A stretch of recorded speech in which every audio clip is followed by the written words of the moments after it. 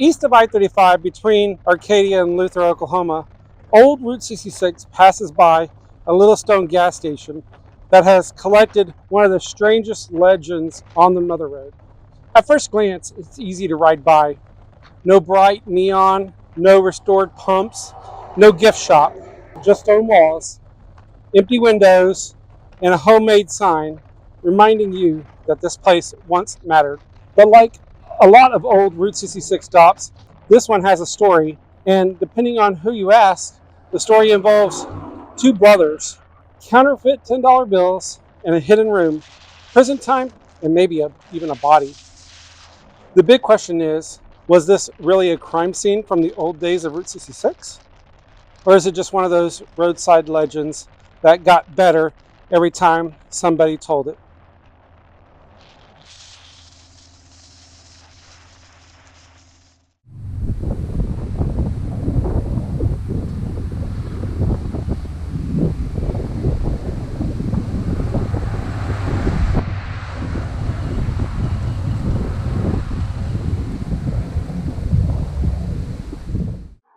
It is located east of I-35 between Luther and Arcadia, Oklahoma, along old Route 66. This place was probably built in the early 1920s before Route 66 officially became a route in 1926. Back then, a stop like this was not just a place to get gas. No, it was where travelers could get oil for their vehicles, locals could get kerosene for maybe their heaters and lights, maybe even a cold soda if there was ice, maybe some candy, or chocolate if it wasn't too hot. Probably a local information stop for information along the road ahead.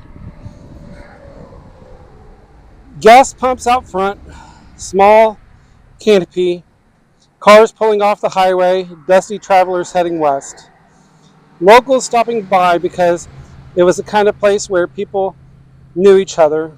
And this is what makes it interesting, because this place is not famous because of it's still standing here. No, it's famous because of the story people tell about what happened here. The legend says that during the Depression era, two brothers owned the filling station. Business was slow, money was tight, and one day a traveling salesman supposedly stopped in with an unusual offer. According to the story, he had metal plates that could be used to make fake $10 bills. The brothers agreed, built a hidden room in the back of the station, and started printing counterfeit money right here along Route 66. Then, as the story goes, they took the fake money to Oklahoma City, got caught, went to prison, and the little Conoco station closed forever. And then the story gets even darker. Some versions say that after the men got out of prison, a body was later found inside the abandoned station. Some people suggested it might even have been the salesman who got them into the counterfeiting scheme in the first place. It is a great story. Honestly, it sounds like something made for Route 66 documentary, but there's a problem. The evidence just doesn't back it up. This is where the story gets more interesting, because when people started digging into the legend, they cannot find proof. Researchers have looked for newspaper stories, court records, and anything that would tie the station to a real counterfeiting case. So far, nothing solid has turned up. And that matters because counterfeiting in the 1930s and 1940s was not exactly a small thing. If two local gas station owners had been arrested, convicted, sent to prison for printing fake money, you would expect some kind of newspaper record, court records, or law enforcement mentions. But so far, nobody has found one. There is also another problem with the legend. Some versions say that the station closed in the 1930s after the counterfeiting bust. But there is a known photo of the station from the 1940s that appears to show it's still operating. So the timeline doesn't line up very well. The old 1940s photo reportedly shows two men at the station. Their names are listed as Lyle Dean Milton and Red Abbott. Those are the only names I have found connected to the old station in any meaningful way. But here's an important part. I have not found anything that proves they owned the station. They may have owned it. They may have worked there. They may have just been standing there when the picture was taken. And I have not found any public criminal records tying either one of them to the counterfeiting, murder, or Secret Service cases. Red Abbott is a little harder to track down, and people believe he may have been Titus S. Abbott from the Luther area. But again, that is still not the same thing as a documented proof. So if there was really a crime here, the paper trail has not surfaced. And if there is no crime here, then this is an example of how an old building collects stories. That is one of my favorite things about Route 66. Every old building seems to have two stories. There's stories that history can prove, and then there's history that people remember, repeat, and pass down. Sometimes those stories are true. Sometimes they are partly true. And sometimes they are just good stories that found the perfect building to attach themselves to. This place has everything a legend needs. It's old, it's abandoned, and it's made of stone. Sits right off Route 66.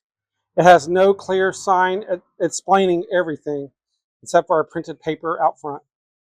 It looks like it's hiding something. You don't have to work very hard to imagine a secret room, shady salesman, fake money, or something showing up here in the dark. But imagination is not evidence, and that's what makes this stop worth visiting. Not because we can prove the legend, but because standing here, you can understand why people believe it. The stretch of Route 66 east of Oklahoma City is full of history. Just down the road near Luther is the Treat Filling Station, one of the most historical important gas stations on Route 66. That station has a documented history and served black travelers during the Jim Crow era. So this is not just an old pavement of abandoned buildings. It's a place where you can see different pieces of American road history almost side by side. One station has documented civil rights travel history. The other has a mystery that may be more legend than fact. And both are part of what makes riding down Route 66 in Oklahoma very interesting. So this old Conoco gas station, really part of a counterfeiting money operation? Right now, public records say probably not. No confirmed Secret Service cases, no newspaper proof, no verified criminal records tied to the names connected to the station. And in the 1940s photo, that makes the timeline harder to believe, but that does not make this place any less interesting. Not to me, because Route 66 is not just about what happened. Sometimes it's about what people say happened, what people want to believe happened, and how an old stone building on the side of the road can keep a story alive long after gas pumps are gone. So the next time you're riding old Route 66 east of I-35 between Arcadia and Luther, slow down just a bit. There's not much left here, but there is enough to make you wonder. If you enjoyed the old road, forgotten places, and stories that live somewhere between fact and legend, make sure you like and subscribe. I'm Donald, and this is another stop from the road. Until next time, keep the rubber to the road and the shiny side up.